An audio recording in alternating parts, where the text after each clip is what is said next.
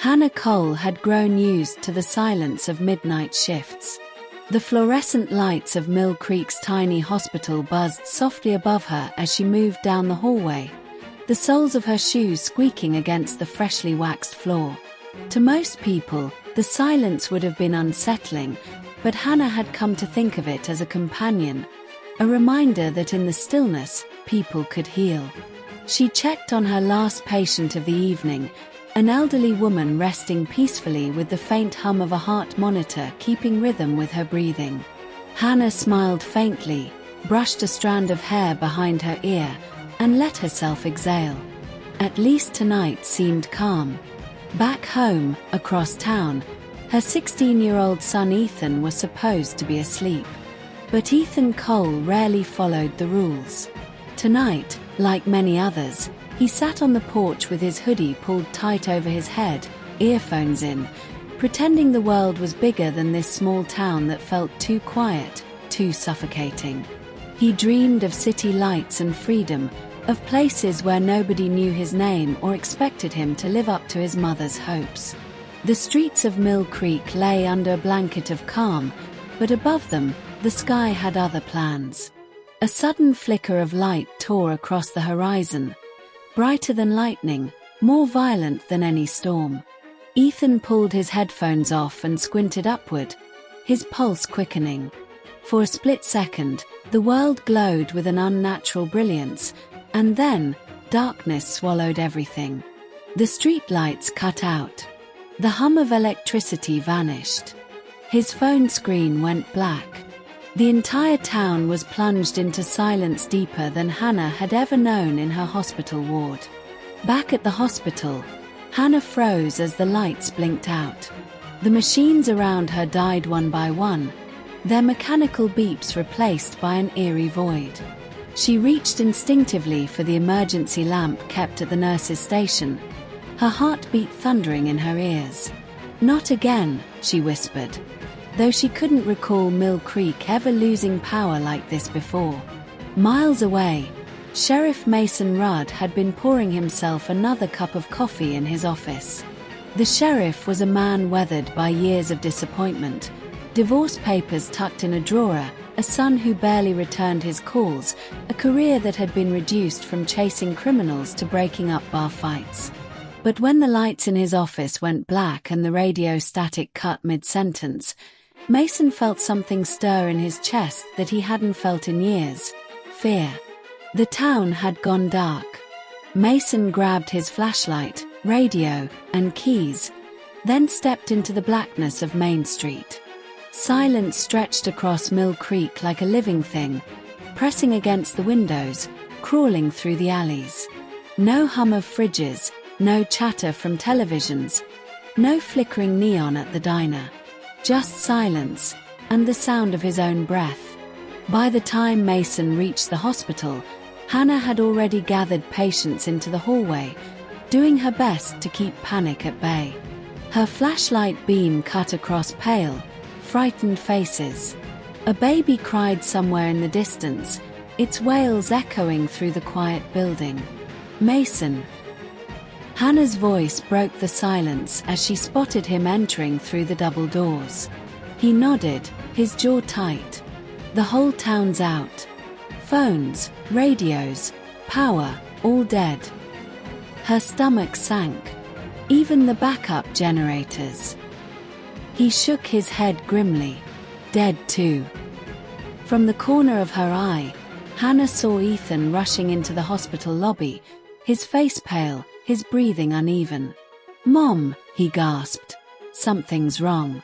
It's not just the power, something happened in the sky. I saw it." Mason's eyes darted toward the boy. "What did you see?" Ethan hesitated, glancing at his mother. For once, his rebellious mask slipped, replaced by something rawer, more frightened.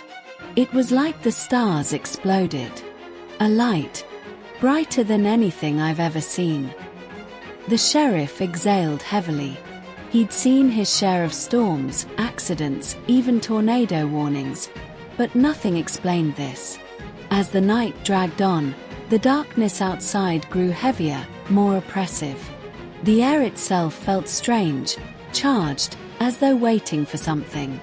Families gathered in living rooms with candles flickering weakly against the walls. Farmers stood at their porches staring at the sky. Dogs whimpered. And then, just as Mill Creek began to adjust to its powerless silence, the sound came. At first it was a faint hum, low and throbbing, like the vibration of machinery buried deep underground. Then it grew, louder, deeper, until it rattled window panes and shook the earth beneath their feet. People stumbled outside, hearts pounding, eyes wide. Ethan grabbed his mother's hand tightly, for once not caring if he looked like a scared little boy. "What is that?" he whispered. Hannah pulled him close, her own hands trembling. She didn't answer. She couldn't. Sheriff Rudd stood in the middle of Main Street, flashlight raised though it barely pierced the blackness. His voice cracked as he shouted, "Everyone get inside. Lock your doors." But even as he spoke, a piercing light slashed across the horizon once more, illuminating the town in a ghostly glow. It wasn't lightning. It wasn't fire. It was something else, something no one in Mill Creek had words for. For hours, the people of Mill Creek huddled in their homes, listening to the earth groan and the sky split. Parents whispered prayers over their children. Teenagers who had once mocked bedtime stories clung to their siblings. The hum rose and fell like the breathing of some giant creature circling the town. And then it stopped. The silence that followed was worse than the noise. It pressed against them with unbearable weight, until every creak of a house frame sounded like thunder. At dawn, the light returned, not sunlight, but a soft, silvery glow spreading across the horizon. Slowly, cautiously, the townspeople crept outside. They found their fields untouched, their houses intact, their cars still parked where they'd been. Yet everything felt different, as if the world had shifted a fraction to the left and nothing would ever be the same. Mason stood on the courthouse steps, his hat in his hands, staring at the people who had gathered in confusion and fear. He searched for words, something to steady them, but for the first time in his career, he came up empty. It was Hannah who stepped forward, Ethan at her side. Her voice shook, but it carried through the crowd. "We don't know what happened last night. Maybe we never will. But what I do know is this: we stood together. Not one of us is alone. And whatever comes next, we'll face it the same way." Her words sank into the silence like seeds in fertile soil.